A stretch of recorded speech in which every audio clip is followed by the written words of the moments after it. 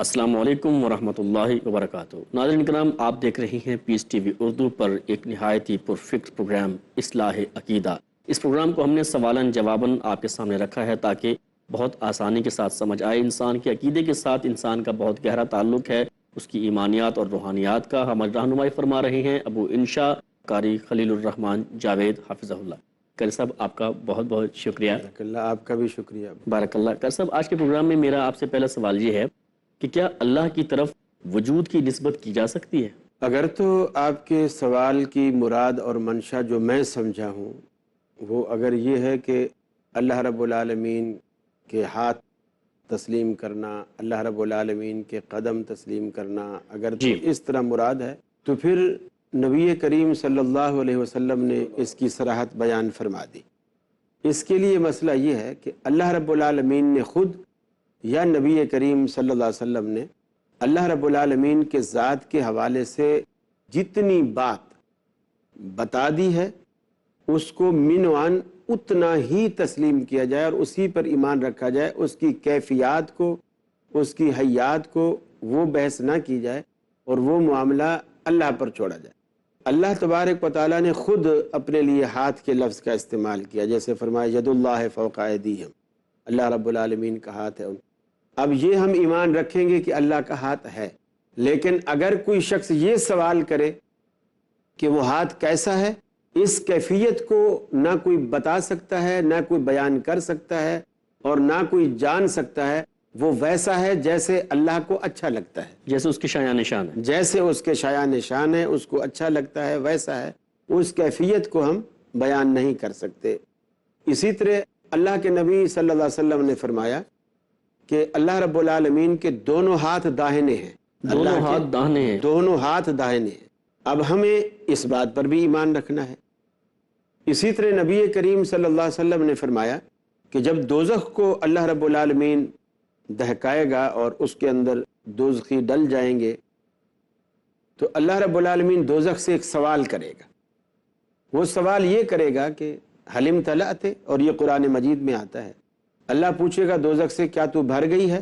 وہ کہے گی بھر جانا، وَتَقُولُ هَلْ مِن مَزِيدٍ، اگر کچھ اور ہے تو ڈالو، میں تو خالی ہوں۔ تو نبی کریم صلی اللہ علیہ وسلم نے فرمایا اللہ تعالیٰ اس دوزخ کے اوپر اپنا قدم مبارک رکھ کر اس کو دبائے گا، ٹھیک ہے، اور وہ بھینچے گی اور وہ کہے گی قط یا رب قط، یا اللہ بس کر، یا اللہ بس کر، میں بھر گئی، بس کر، میں بھر گئی۔ تو یہاں اللہ رب العالمین کے قدم کا ذکر ملتا ہے۔ اچھا، کچھ جاہل لوگ جب اس حدیث کو سنتے ہیں تو وہ کہتے ہیں توبہ توبہ، ایسا کان پکڑنے، توبہ توبہ کہ جہنم کے اوپر جہنم کے اوپر اللہ رب العالمین کا قدم آئے گا، یہ کیسے؟ پھر وہ احادیث کا ہی انکار کر دیتے ہیں۔ دیکھیے، جہنم مخلوق ہے اور اللہ رب العالمین اس کا خالق ہے، پیدا کرنے والا ہے۔ یہ جہنم ہمارے لیے ہے۔ اس کو اگر ہم اپنی دیسی زبان میں اگر ہم سمجھیں، آپس میں محلے میں کچھ لوگ کتے پالتے ہیں اور وہ اس لیے پالتے ہیں کہ رات کو یہ رکھوالی کریں گے، چور ڈاکو ہماری گلیوں میں نہیں آئیں گے، اور وہ کتے رات کو جاگتے رہتے ہیں اور کوئی گزرتا ہے تو اس پہ بھونکتے ہیں۔ اور بعض کتے اتنے شریر ہوتے ہیں اور اتنے تیز ہوتے ہیں کہ کاٹ بھی لیتے ہیں، حملہ بھی کر لیتے ہیں۔ اب کوئی آدمی رات کو گزر رہا ہے اور کتے نے شور مچایا اور بھونکنا شروع کر دیا اور اس کے قریب آیا تو وہ آدمی وہ گھر والے کو آواز دیتا ہے، بلاتا ہے۔ پھر گھر والا جب آتا ہے، حالانکہ وہ بھی آدمی ہے، انسان ہے، لیکن کتا اس کو نہیں کاٹتا ہے۔ گھر والا جب آتا ہے کتے کی گردن پہ پاؤں رکھتا ہے۔ ہم نے خود اپنی آنکھوں سے دیکھا ہے، کتا دم ہلاتا ہے اور گردن کو لیٹ جاتا ہے اور گردن کو زمین پہ ٹکا دیتا ہے اور بھونکنا بند چپ کر کے بیٹھ جاتا ہے، اور وہ جو نیا شخص آیا ہے وہ وہاں سے گزر جاتا ہے آرام سے۔ جب وہ تھوڑا دور چلا جاتا ہے پھر وہ اس کی گردن سے پاؤں ہٹاتا ہے اور کتے کو گھر لے جاتا ہے۔ تو جو مالک ہوتا ہے نا، اس پہ نہیں بھونکتا، وہ اس پہ اثر انداز نہیں ہوتا، اس پہ اثر انداز نہیں ہوتا، اس لیے کہ اس کا تو وہ کھانے والا ہے اور وہ اس کو کھلانے والا ہے، اس پر کیوں بھونکے گا؟ جہنم اللہ رب العالمین کی مخلوق ہے، اللہ اس کا خالق ہے۔ یہ جہنم ہمارے لیے ہے۔ اللہ کے اپنے قدم کو نعوذ باللہ من ذالک جلائے یہ تو دور کی بات ہے، اللہ رب العالمین کسی کے وجود کو اس پر حرام کر دے تو وہ اس کا بھی بال بیکا نہیں کر سکتی. جس طرح ابراہیم علیہ الصلاۃ والسلام کی زندہ مثال ہمارے سامنے موجود ہے. نمرود کی آگ میں پھینکا جانا. جب ان کو آگ میں لوگوں نے ڈالا نمرود کے دور میں، تو انہوں نے اللہ رب العالمین سے جو دل میں درخواست کی، اللہ رب العالمین نے فوراً آگ سے کہا یا نار کونی بردم و سلام علی ابراہیم، اے آگ ہمارے ابراہیم علیہ السلام پر ٹھنڈی بھی ہو جا، اور ٹھنڈی بھی برف کی طرح نہیں، تکلیف دے نہیں کہ پھر تکلیف دے ہو، جسم شل ہو جائے اور سردی لگنے لگے. سلامہ، کہ ٹھنڈی ہو لیکن سلامتی والی، جیسے ہم اے سی روم میں بیٹھے ہیں اور اے سی اتنا کیا ہوا ہے جو ہمیں چاہیے، راحت دے رہا ہے، سکون جو دے ہمیں رہا ہے. راحت دے رہا ہے، سردی بھی نہیں لگ رہی ہے اور گرمی بھی نہیں لگ رہی ہے. تو اس طرح یعنی سلامہ کہہ کر اللہ رب العالمین کے اس حکم کے تابع رہ کر اس آگ نے ابراہیم علیہ السلام کو کچھ نقصان نہیں پہنچایا. تو اسی طرح اللہ رب العالمین کے لیے قدم کا ذکر آیا ہے حدیث میں، تو ہم اس کو مانیں گے. اچھا، اسی طرح حدیث میں آتا ہے جنتی جب جنت میں چلے جائیں گے اور اللہ رب العالمین جنتیوں کو جو انعام و کرام دے گا، اس میں جو اہل جنت کے لیے سب سے بڑا جو انعام ہوگا وہ اللہ رب العالمین کی زیارت ہوگی. اب اگر اللہ رب العالمین کا وجود ہی نہیں ہے تو جنتی کس کی زیارت کریں گے، کس چیز کو دیکھیں گے؟ اللہ کو دیکھیں گے، اللہ کی زیارت کریں گے. البتہ اس کیفیت کو ہم نہیں جانتے، کس طرح کی جائے گی، کس طرح ہوگی، کس طرح ہوگا. یا اللہ رب العالمین کی ذات اقدس، اس کا نعوذ باللہ کوئی حلیہ نہیں بیان کر سکتا. لیسا کمثلہ شیء، اللہ جیسی کوئی چیز نہیں ہے کہ ہم یہ انگلی رکھ کر کہیں کہ نعوذ باللہ من ذالک اللہ ایسا ہے جیسے یہ. اس کی کوئی مماثل نہیں، کوئی مثال نہیں، اس جیسا کوئی نہیں، تو پھر ہم مثال کس سے دیں؟ لیسا کمثلہ شیء کے معنی یہی ہے کہ اس جیسی کوئی چیز نہیں. لیکن جتنی چیز اللہ نے اپنے بارے میں کہی یا نبی کریم صلی اللہ علیہ وسلم نے خبر دی، اتنی چیز پر ایمان رکھنا ہمارے لیے ضروری ہے. تو اتنا جتنا وجود قرآن و حدیث میں ذکر ہے اتنا ہم مانیں، صرف اس پر ایمان رکھیں. ایمان کسی رکھیں گے. قسم کا تصور نہیں، کوئی جی ہاں، تخیل نہیں، جی ہاں، کوئی تمثیل نہیں. کچھ بھی نہیں. اور یہ بھی نہیں کہ ہم اپنی طرف سے قیاس آرائیاں بھی نہیں کریں گے. مثال کے طور پر دنیا میں ہمارے لیے تو یہ مثال ہے کہ مثلا اگر کوئی شخص یہ کہے کہ ہم نے جو بات کی تھی وہ اس نے سن لی ہے، تو یہ اس بات پر دلالت کرتا ہے کہ اس کے کان ہیں اور وہ بہرا نہیں ہے. اچھا، میں نے اس کو کتاب بھیجی اور اس نے پڑھ لی ہے، یہ اس بات پر دلالت کرتی ہے یہ جملہ، یہ بات کہ اس کی آنکھیں ہیں اور وہ دیکھ بھی سکتا ہے، دیکھا ہے تو پڑھا ہے. لیکن اللہ رب العالمین کے لیے جب ہم کہتے ہیں کہ وہ سمیع ہے یا وہ بصیر ہے، سننے والا ہے، تو دیکھنے اس والا کے ہے. معنی یہ ہرگز نہیں ہوتے کہ اللہ رب العالمین کی آنکھ ہوگی تو وہ دیکھے گا، کان ہوگا تو وہ سنے گا. اس لیے کہ ہم سننے کے لیے کان کے محتاج ہیں، اللہ سننے کے لیے کان کا محتاج نہیں ہے. دیکھنے کے لیے آنکھ کا کیسے محتاج ہے. سنتا ہے یہ وہ جانتا ہے، ہم نہیں جانتے. اللہ دیکھنے کے لیے آنکھ کا محتاج نہیں ہے، لیکن اللہ نے کہا ہے وہ بصیر ہے، لہٰذا وہ بصیر ہے، لیکن دیکھنے کے لیے آنکھ کا محتاج نہیں ہے. تو اللہ رب العالمین کے لیے ہم یہ قیاس آرائیاں بھی نہیں کر سکتے کہ سننے سے یہ قیاس کریں کہ کان ہوں گے، دیکھنے سے یہ قیاس کریں کہ آنکھ ہوں گے. اور اللہ رب العالمین کا کلام ہے، اللہ رب العالمین موسیٰ علیہ السلام سے ہم کلام بھی ہوتے تھے، اس سے ہم یہ دلالت کریں کہ اس طرح کے جو جملے قیاس آرائیاں ہیں وہ اللہ رب العالمین کسی قسم کا تصور نہیں کرنا چاہیے. اچھا شیخ صاحب، یہ فرمائیے کہ ہمارا پروگرام چونکہ عقائد پہ مبنی ہے، عقائد پہ بات چیت ہو رہی ہے، اسلام جو ہے یہ عمل کو زیادہ ترجیح دیتا ہے، اہمیت دیتا ہے، یا عقیدے کو دیتا ہے؟ اگر عقیدے کو تو زیادہ ترجیح دیتا ہے تو ایسا کیوں ہے؟ دونوں کو ویسے تو ترجیح اسلام دونوں کو دیتا ہے، البتہ عمل سے پہلے عقیدے کو ترجیح دیتا عمل سے پہلے ہے. جی ہاں، تقدم جو ہے وہ عقیدے کو. عقیدے کو ہے. وہ اس لیے ہے کہ اگر عمل کے بعد عقیدہ ٹھیک کرے گا تو وہ جو اس کا پہلا عمل جو خرابی عقیدے کے باعث ہے وہ کسی کام کا نہیں. تو اس لیے مثال کے طور پر جو اینٹ نیچے رکھنی ہے اس کو پہلے 2 فٹ اگر اوپر رکھنا چاہے گا تو وہ نہیں رکھ سکے گا. ترتیب اسی طرح ہے کہ پہلے نیچے کی رکھے گا، پھر اس سے اوپر رکھے گا، پھر اس سے اوپر رکھے. پہلے عقیدہ آئے گا پھر عمل آئے گا. اسی طرح قرآن مجید بھی ہمیں یہی ترتیب بتاتا ہے، یا ایھا الذین آمنوا، اے ایمان والو، اور پھر کہتا ہے اے مالو، پہلے ایمان کی دعوت دیتا ہے، ایمان والا کہتا ہے، پھر کہتا ہے ان الذین آمنوا وعملوا الصالحات، بے شک وہ لوگ جو ایمان لائے اور نیک عمل کیے۔ تو ایمان پہلے ہے، اس لیے کہ نیک عمل جب ہی فائدہ دیتے ہیں جب وہ ایمان والا ہوتا ہے، صاحب ایمان ہوتا ہے۔ اگر وہ صاحب ایمان نہیں ہوتا ہے پھر کوئی نیک عمل کرتا ہے تو اس کے نیک عمل کا اس کو کوئی فائدہ نہیں۔ جس طرح اگر وقت ہو تو میں چھوٹی سی جی مثال دے فرمائیے دوں۔ فرمائیے۔ ابو طالب سے متعلق صحابہ کرام نے رسول اکرم صلی اللہ علیہ وسلم سے پوچھا کہ یا رسول اللہ، ان کو آپ سے بہت محبت تھی، بہت لگاؤ تھا، تو کیا یہ محبت، اور اب نبی کی محبت جو ہے یہ بھی ایک ایمان کی علامت ہے۔ آپ نے فرمایا کہ تم میں سے اس وقت تک کوئی شخص مومن نہیں ہو سکتا جب تک میں اس کو اس کے ماں باپ سے، دوستوں سے، رشتہ داروں سے، اس کی اپنی ذات سے سب سے زیادہ پیارا میں نہ ہو جاؤں۔ وہ رسول اللہ صلی اللہ علیہ وسلم کی ذات سے پیار کر رہا ہے۔ صحابہ نے پوچھا رسول اللہ، آپ کے چچا آپ سے بہت پیار کرتے تھے، کیا قیامت والے دن اس کو یہ پیار اس کو کوئی فائدہ دے گا؟ آپ نے فرمایا ہاں، اس کو فائدہ دے گا، لیکن اتنا دے گا کہ دوزخیوں میں سب سے ہلکا عذاب میرے چچا کو ہوگا۔ اور وہ ہلکا عذاب کیا ہوگا کہ اس کو دوزخ کے جوتے پہنائے جائیں گے، جس کا نتیجہ یہ نکلے گا کہ یغلی دماغہ کغلی الحمیم، اس کا دماغ سر کے اندر ایسے کھولے گا جیسے چولہے پر رکھی ہوئی ہنڈیا کے اندر پانی ابلتا ہے، پانی کی طرح کھولے گا۔ لیکن وہ یہ سمجھے گا کہ مجھے سب سے سخت ترین عذاب جو ہے وہ مجھے دیا جا رہا ہے، حالانکہ وہ سب سے ہلکا عذاب ہوگا۔ اب وہ اس لیے اس کو دوزخ کے جوتے بھی پہنائے جا رہے ہیں، یہ فائدہ نہیں ہوا، دوزخ سے نجات نہیں ملی ہے۔ نبی سے محبت بھی اس نے کی ہے لیکن رشتہ داری کی وجہ سے کی ہے، یتیم بھتیجا ہونے کی وجہ سے کی ہے، یہ سب کچھ ہے، لیکن اس کو فائدہ اس لیے نہیں ہوا کہ ابھی ایمان نہیں ہے۔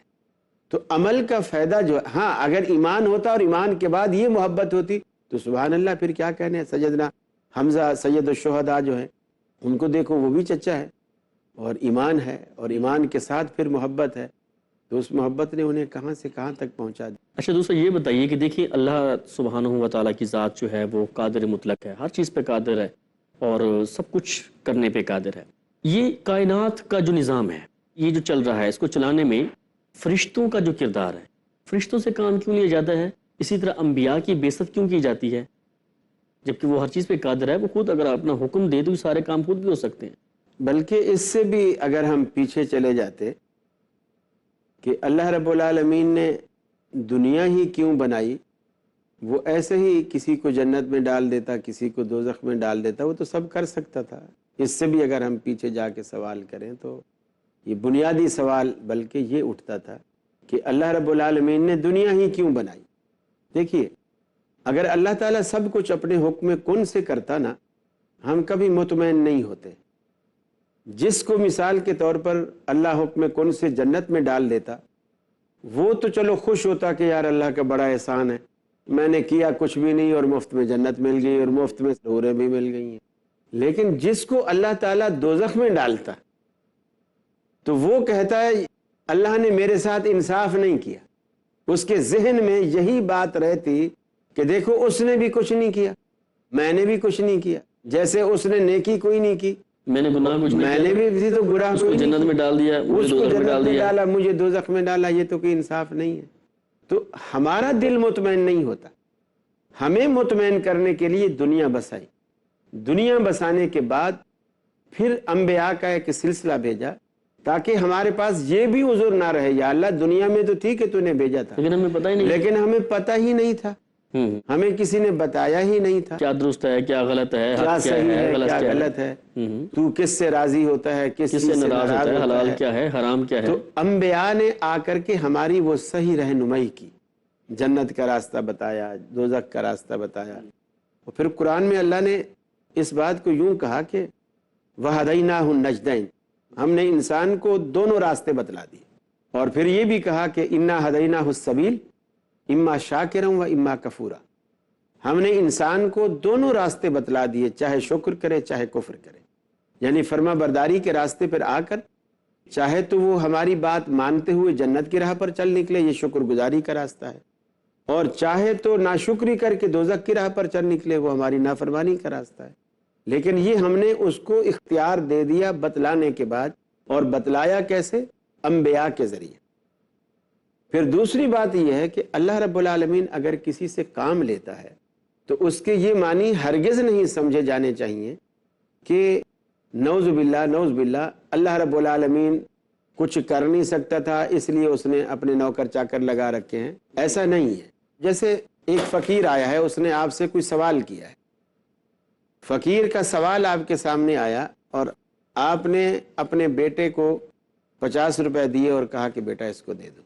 اب آپ کا بیٹا جب اس کو دے رہا ہے تو آپ کے ذہن میں دو باتیں ہیں، ایک تو یہ ہے کہ میرے بیٹے کو بھی یہ تعلیم ہو کہ کوئی سائل آئے تو اس کی اس طرح مدد کرنی چاہیے، ایک تو یہ آپ کے ذہن۔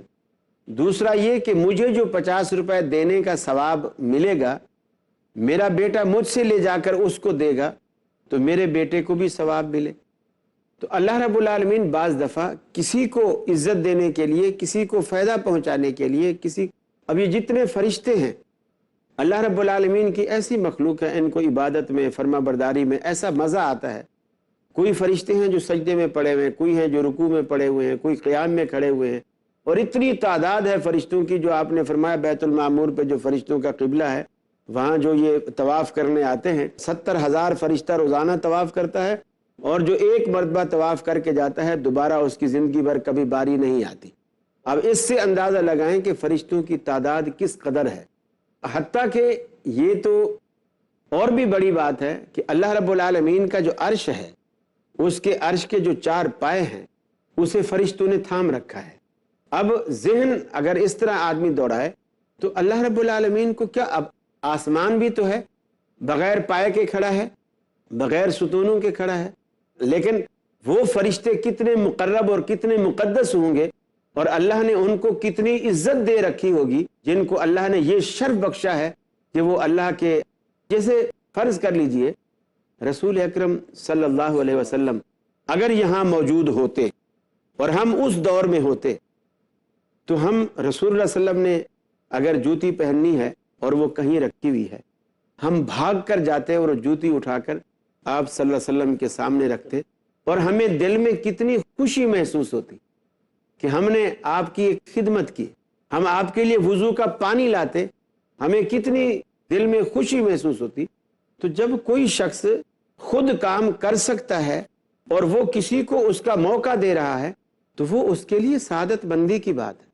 اللہ رب العالمین یہ سارے کام حکم کن سے کر سکتا تھا۔ ایک ہے قدرت تو یہ ہے کہ حکم کن سے کر سکتا ہے، اور یہ ہے اللہ کی مشیت کہ اللہ رب العالمین نے چاہا کہ ایسا ہو، اللہ نے چاہا کہ ایسا ہو۔